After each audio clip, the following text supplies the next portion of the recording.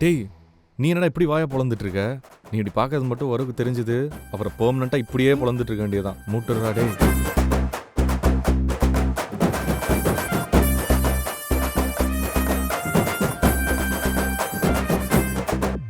என்ன ஒரு இவ்வளோ லேட்டு? பாட்டிமா நல்லா இருக்கேல? நான் க்ஷேமமா இருக்கேன். நீ எப்படிப்பா இருக்க? நான் நல்லா இருக்கேன் பாட்டி. எல்லாம் வரும்னால தான். ஹாய் மாமா. ஹாய் ரேணு. பாட்டிமா என் சித்தி பையன் சுரேஷ், மரியாதை குடுறா. நமஸ்காரம் பாட்டிமா. ஓ, இவன் உன் சித்தி பையனா? கொப்பரை தேங்காய் மூஞ்சியோட வாயை பொழந்துட்டு பார்த்துட்டு இருந்தானே, யாரோன்னு நினைச்சேன்.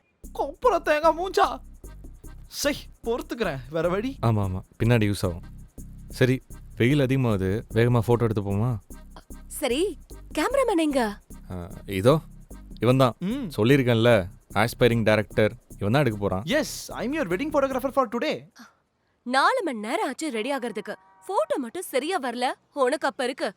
இந்த சுரேஷோட ஸ்கில்ஸை வாயில காட்ட மாட்டான், செயல்ல காட்டுவான். இவங்க என்ன ஒண்ணுமே பேச மாட்டேங்கிறாங்க. எங்க அக்கா பொறுக்கிங்களோட எல்லாம் பேசக்கூடாதுன்னு சொல்லிருக்கா. அண்ணா என்ன நொன்னா? அவ சொன்னது கரெக்டு தானடா. வாயை பொழக்கிற, வா வாங்க. சரி வா, என்ன பண்றது? மானத்தை வாங்கிட்டா